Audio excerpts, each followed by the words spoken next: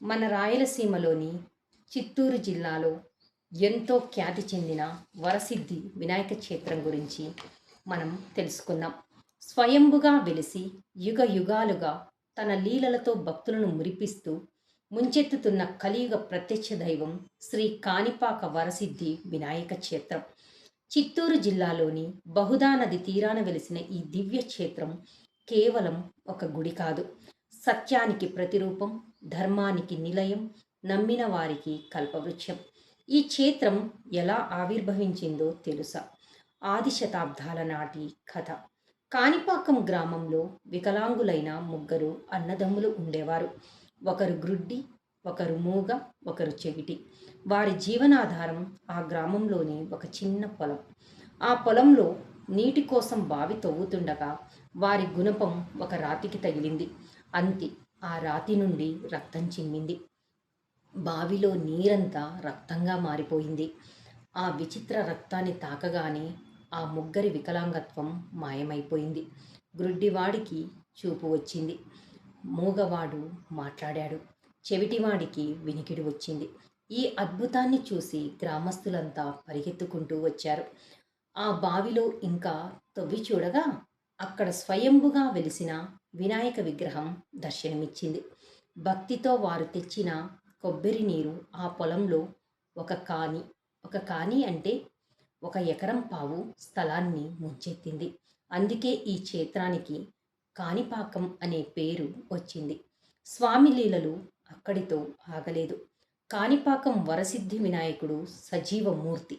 అవును, మీరు విన్నది నిజం. బావిలో వెలసిన ఆ వినాయక విగ్రహం రోజురోజుకు పెరుగుతూ వస్తోంది. ఇది ఒక అద్భుతమైన నిజం. దాదాపు 50 సంవత్సరాల క్రితం స్వామివారికి చేయించిన వెండి కవచం స్వామివారి పరిమాణం పెరగడం వల్ల ఇప్పుడు సరిపోవడం లేదు. ఆ కవచాన్ని పక్కన పెట్టి ప్రస్తుతం కొత్త కవచాలను సమర్పిస్తున్నారు.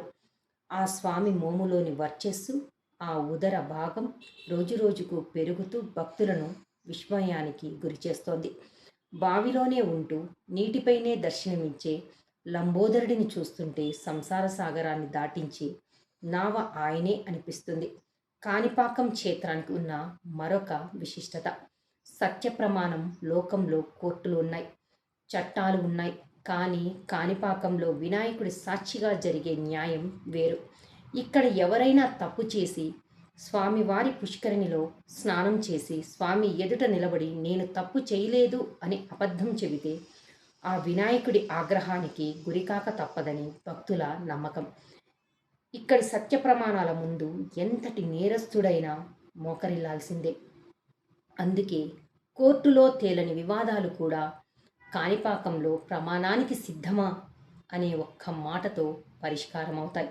ఆయన కేవలం విఘ్నాలు తొలగించే దేవుడు మాత్రమే కాదు, తప్పు చేస్తే శిక్షించే, సత్యాన్ని రక్షించే ధర్మ దేవత. అడిగిన వెంటనే వరాలిచ్చే వరసిద్ధి వినాయకుడు ఆయన. బహుదా నదిలో స్నానం చేసి ఆ స్వామిని దర్శించుకుంటే జన్మ జన్మల పాపాలు, గ్రహ దోషాలు పటాపంచలైపోతాయి. వినాయక చతుర్థి నాడు ఇక్కడ జరిగే బ్రహ్మోత్సవాలు కన్నుల పండుగగా ఉంటాయి. రథోత్సవంలో కదిలి వచ్చే ఆ గజముఖుడిని చూస్తే 2 కళ్ళు చాలవు. వినాయక చతుర్థి నాడు ఇక్కడ జరిగే బ్రహ్మోత్సవాలు ఎంతో ఘనంగా 1 నెలపాటు జరుగుతాయి. ఓ భక్తుడా, నీ జీవితంలో కష్టాలు ఎదురవుతున్నాయా? నీ దారిలో విఘ్నాలు అడ్డుపడుతున్నాయా? అయితే ఒక్కసారి మనస్ఫూర్తిగా కాణిపాకం వైపు తిరిగి దండం పెట్టుకో. ఆ లంబోదరుడు నీ వెంట ఉంటాడు.